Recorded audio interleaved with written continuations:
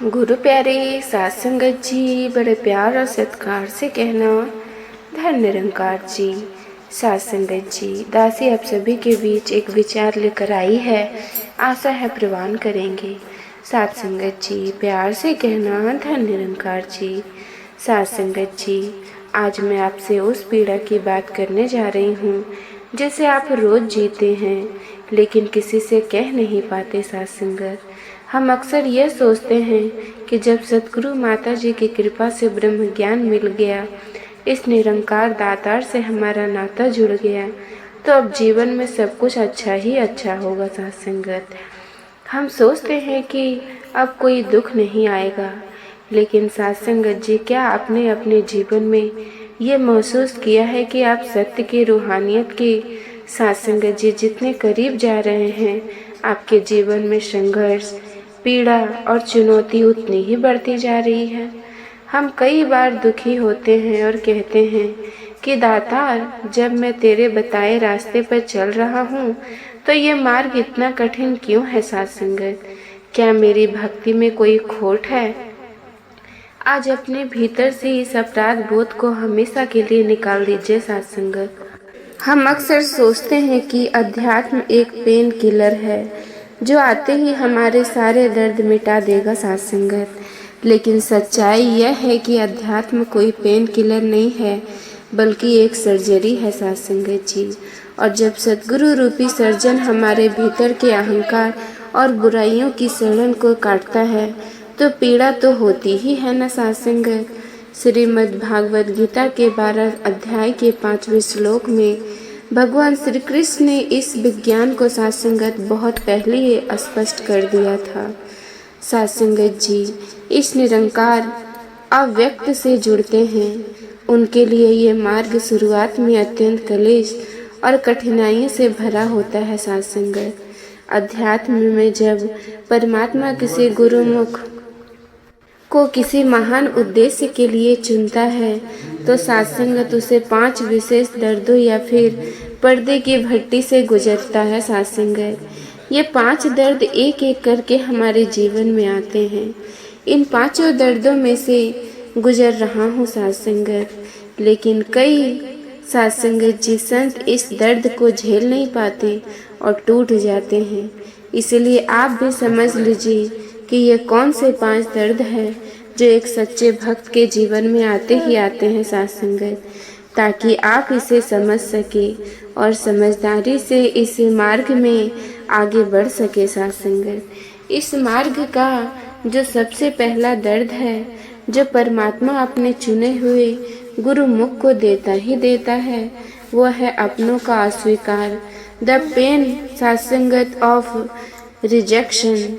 जैसे ही आप सद्गुरु के ज्ञान बन जाते हैं, सद्गुरु का एक बहुत प्यारा कथन है सात संगत, तुम्हारे भीतर का प्रकाश उन लोगों की आंखों को चुभने लगता है जो सदियों से अंधेरे में रहने की आदी हो चुके हैं। सात संगत, आपने महसूस किया होगा कि आपके कई पुराने सात संगत जी अचानक आपसे दूर होने लगे। वो आपकी सादगी का, आपके विचारों का मजाक उड़ाने लगे हैं। वो आपको इसलिए अस्वीकार नहीं करते कि आप बुरे हो गए, बल्कि इसलिए अस्वीकार करते हैं क्योंकि आपकी पवित्रता उन्हें उनकी कमियों का एहसास दिलाती है। सात संगत, गीता में भगवान कहते हैं सात संगत, मनुष्य नाम सह कथित यदि सिद्ध हजारों में से कोई एक ही मेरा खोज में निकलता है तो सात संगत जी, जब आप उस एक में शामिल हो जाते हैं तो बाकी के हजारों लोग आपसे कटने लगते हैं। रामायण काल का इतिहास देखिए, जब विभीषण ने सत्य श्री राम जी का मार्ग चुना तो सबसे पहले क्या हुआ? उसके अपने ही सगे भाई रावण ने भरी सभा में उसे लात मारकर लंका से निकाल दिया। सात संगत, सत्य को चुनने की पहली कीमत विभीषण को अपनों के अस्वीकार के रूप में चुकानी पड़ी। सात संगत, इसी प्रकार जब प्रहलाद जी ने भी सत्य का मार्ग चुना तो उनके पिता द्वारा ही उन्हें मारने की कोशिश की गई। अवतार वाणी में शहंशाह बाबा अवतार सिंह जी ने इस सत्य को बड़े ही सादगी से प्रमाणित किया है साध संगत। वह कहते थे साध संगत, गुरु मुख दाख पंथ, न्यारा मन मुख दे मथोर है। साध संगत, जो लोग सदगुरु के सुहाने शिखर तक आपके साथ चलने की क्षमता नहीं रखते, निरंकार दाता स्वयं उन्हें आपके जीवन से हटाते चला जाता है। इसीलिए अगर लोग छूट रहे हैं तो रोइए मत साध संगत, याद रखिए ये उनका आपसे दूर जाना नहीं, यह निरंकार का आपको बचाना है साध संगत। साध संगत, अब बात करते हैं दूसरे दर्द की। जब दुनियावी रिश्ते पीछे छूट जाते हैं तब परमात्मा एक दूसरा दर्द देता है साध संगत, गहरा एकांत और अकेलापन। मैं जानती हूँ साध संगत, आप में से कई लोग इस पीड़ा से गुजर रहे हैं। कई बार आप सत्संग में बैठे होते हैं, अपने ही परिवार के बीच हंस बोल रहे होते हैं, चारों तरफ भीड़ होती है, फिर भी आपके भीतर एक अजीब सा सन्नाटा होता है साध संगत। आपको लगता है कि इस पूरी दुनिया में कोई आपको समझ नहीं पा रहा है। साध संगत, ये खालीपन नहीं है, ये आपकी फ्रीक्वेंसी का बदल जाना है साध संगत। जब दुनिया के लोग केवल आज की रोटी, कल के मुनाफे और निंदा चुगली की बातें करते रहते हैं, तब आपकी चेतना इस निरंकार के विशाल विस्तार में उड़ना चाहती है। और याद रखिए साध संगत जी, बाज हमेशा अकेला उड़ता है, भीड़ में तो कौवे उड़ते हैं। संत कबीर दास जी ने इस अवस्था का कितना सटीक वर्णन करते हुए कहा है साध संगत, कबीरा ये जग निर्धन, धनता नहीं कोई धनता नहीं साध संगत, जाको राम नाम धन होए। जब आपके पास ब्रह्म ज्ञान का ऐसा धन आ जाता है तो साध संगत, आप दुनियावी भीड़ में अकेले ही पड़ जाते हैं। महाभारत का वो दृश्य याद कीजिए, कुरुक्षेत्र के मैदान में लाखों की भीड़ थी, लेकिन रथ के बीचों बीच बैठा अर्जुन उस भीड़ में साध संगत जी घोर अकेलेपन और डिप्रेशन से गुजर रहा था। और सत्य मानिए साध संगत, वो अकेलापन अर्जुन के लिए बहुत जरूरी भी था, क्योंकि गीता में कृष्ण कहते हैं, योग युजित सतमात ने रहस्य स्थिति, यानी कि साध संगत, योगी को रहस्य यानी कि एकांत में ही परमात्मा से जुड़ना होता है। यदि अर्जुन उस अकेलापन में ना उतरता तो भगवान कृष्ण साध संगत उसे गीता का ब्रह्म ज्ञान नहीं दे पाते साध संगत। सद्गुरु आपके जीवन से दुनिया का शोर इसलिए कम कर रहे हैं ताकि उस सन्नाटे में आप केवल निरंकार की आवाज को स्पष्ट सुन सके साध संगत। इसीलिए भगवान श्री कृष्ण ने कुरुक्षेत्र में साध संगत जी समय को रोक दिया था। फिर वहाँ केवल अर्जुन और कृष्ण थे, ताकि अर्जुन केवल कृष्ण को सुन सके। यह अकेलापन कोई श्राप नहीं है, यह परमात्मा की आपके लिए लगाई गई प्राइवेट क्लास है। तीसरा दर्द जो परमात्मा एक गुरुमुख को देता है वो है भीतर का निरंतर युद्ध साध संगत, इंटरनल स्ट्रगल साध संगत। ये दर्द सबसे ज्यादा साध संगत जी तरफ आता है। एक तरफ आपकी रूह सद्गुरु के वचनों पर चलना चाहती है, ध्यान करना चाहती है, सिमरन करना चाहती है, पवित्र रहना चाहती है, और दूसरी तरफ साध संगत जी आपका मन आपको बार बार दुनियावी आकर्षणों, आलस या फिर क्रोध की ओर खींचता चला जाता है। साध संगत जी कभी रूह जीतती है, कभी मन जीतता है, तब आपके अंदर आत्मग्लानि गिल्ट पैदा होती है साध संगत। आप खुद को कोसते हैं कि मैं कैसा गुरु सीखूं, ज्ञान लेने के बाद भी मेरे अंदर ये बुरे विचार क्यों आ रहे हैं। लेकिन साध संगत, जरा एक तार्किक बात पर गौर कीजिएगा कि आपने कभी मरी हुई मछली को नदी में बहाते देखा है? बड़े ध्यान से सुनिए साध संगत। मरी हुई मछली पानी के बहाव के साथ बिना किसी संघर्ष के बहती चली जाती है, लेकिन जो मछली जिंदा होती है वो हमेशा पानी के बहाव के विपरीत संघर्ष करती है। साथ संगत, अगर आपके भीतर बुराई के विरुद्ध, आलस के विरुद्ध ये लड़ाई चल रही है तो आपको रोना नहीं चाहिए साथ संगत, बल्कि इस दातार का शुक्राना करना चाहिए। ये संघर्ष इस बात का प्रमाण है कि आप आध्यात्मिक रूप से जिंदा है। जो साथ संगत जी सांसारिक हैं, वो तो माया के भाव में बिना किसी संघर्ष के बह रहे हैं। उन्हें क्या साथ संगत। श्रीमद् भागवत गीता स्पष्ट कहती है साथ संगत जी, साथ संगत, मनुष्य को अपने ही मन से अपना उद्धार करना चाहिए। मन ही मित्र है और मन ही शत्रु है। असल महाभारत बाहर कुरुक्षेत्र में नहीं, हमारे भीतर चल रहा है। कौरव हमारी बुराइयां हैं, पांडव हमारी अच्छाइयां हैं और सतगुरु हमारे सारथी हैं। माया बहुत चालाक है, वो जानती है कि सत्संगत जी सतगुरु ने सत्संगत जी, इसीलिए वो आपको अपराध बोध देकर गिराना चाहती है। लेकिन सत्संगत, गुरु नानक देव जी का जपुती साहब में वो अटल प्रमाण याद रखिए, मन जीते जग जीत। सत्संगत जी, हर बार जब आप माया से हारते हैं और हार कर फिर से उठते हैं और सतगुरु के चरणों में जाकर कहते हैं कि दातार मैं तो बहुत कमज़ोर हूँ, तो मुझे बख्श ले, तो आपका अहंकार टूटता है और निरंकार पर आपका विश्वास लोहे की तरह पक्का हो जाता है। आपका ये संघर्ष आपकी हार नहीं, यह आपको निरंकारी बनने की भट्टी है। सत्संगत, इससे भागिए मत, इसे स्वीकार कीजिए।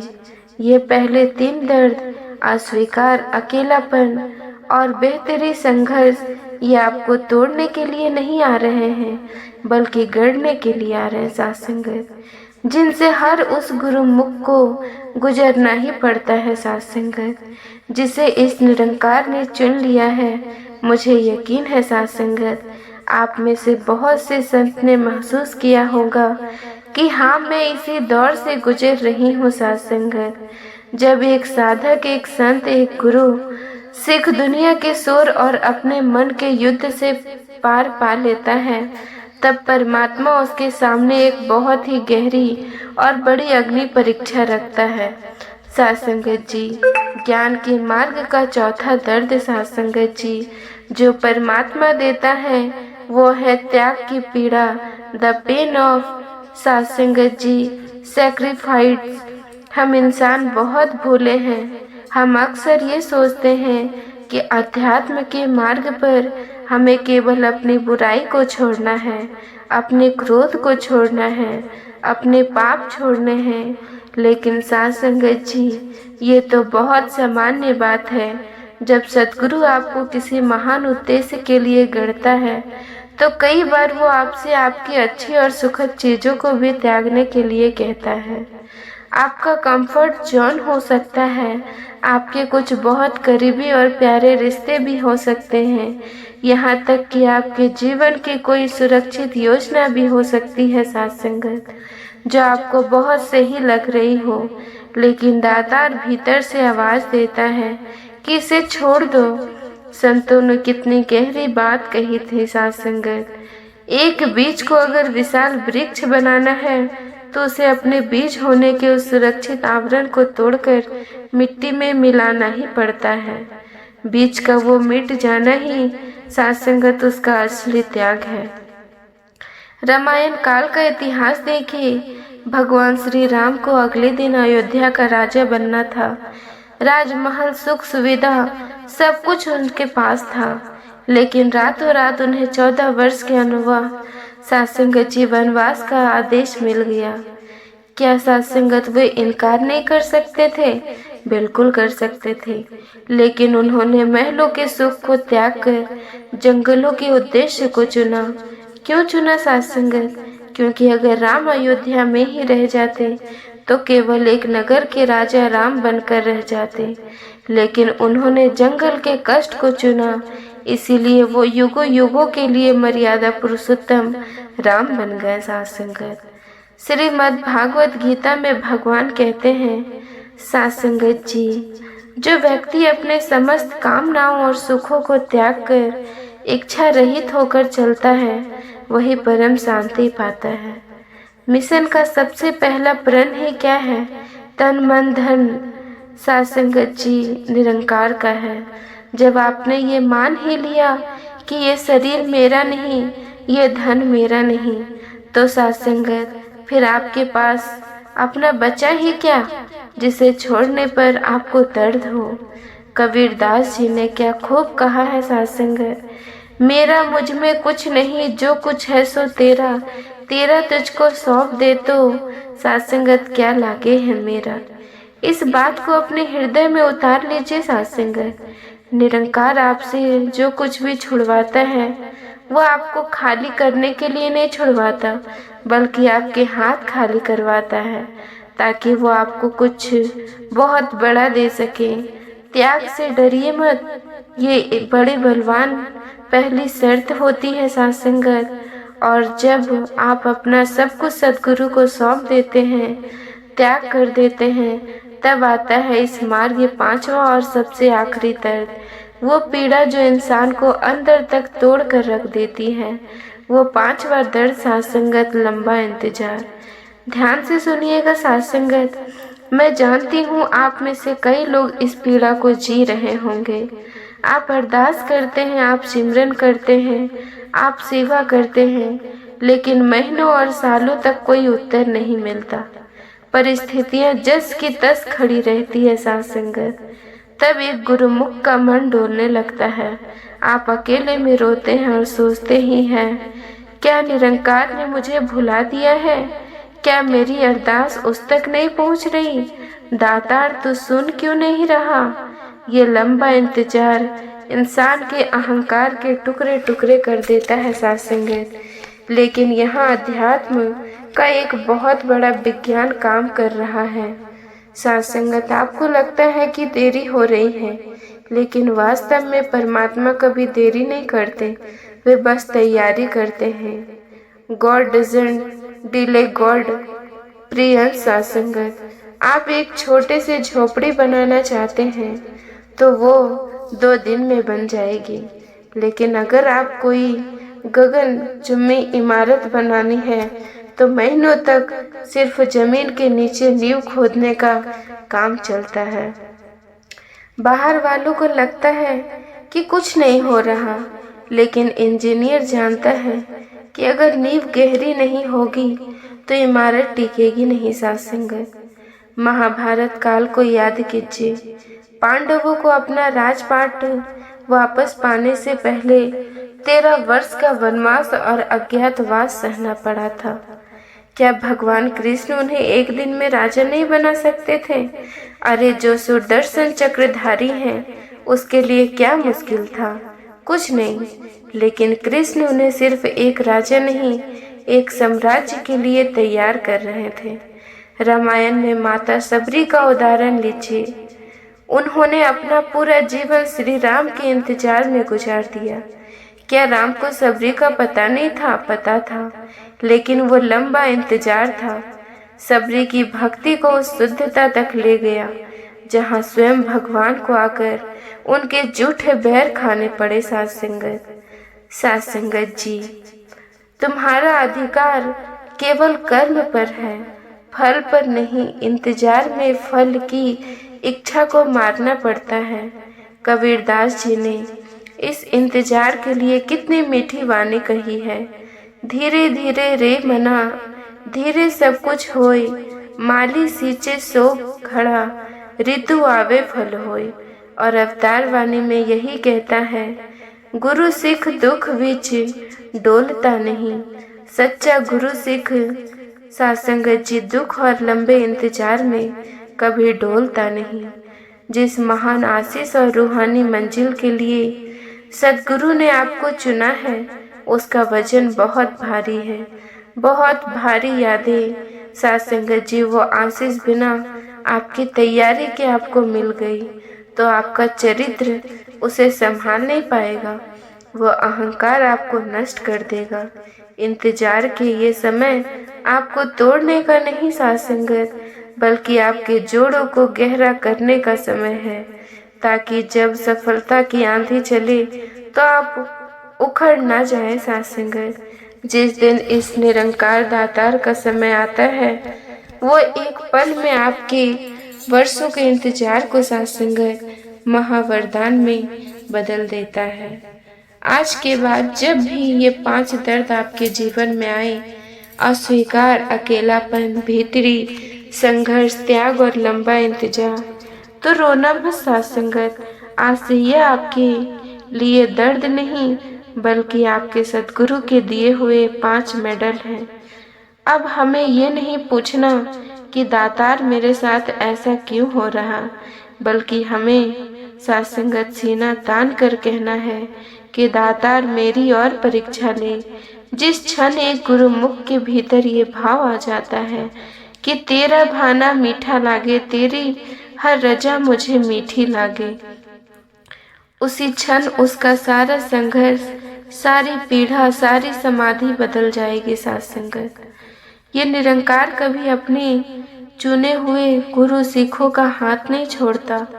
जो इस निरंकार के रंग में रंग गया, उसके लिए तो कांटे भी फूल बन जाते हैं।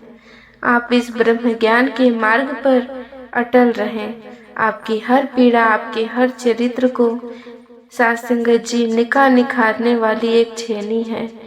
अपने सद्गुरु माता जी पर पूर्ण विश्वास रखें, क्योंकि जो दातार आपको इन 5 दर्दों के पार ले जाएगा, वही आपको परम आनंद के शिखर साथ संगत जी प्यार से कहना, धन निरंकार जी। साथ संगत जी, आप जी को ये विचार पसंद आया हो तो चैनल को सब्सक्राइब जरूर कीजिएगा। साथ संगत जी प्यार से कहना, धन निरंकार जी।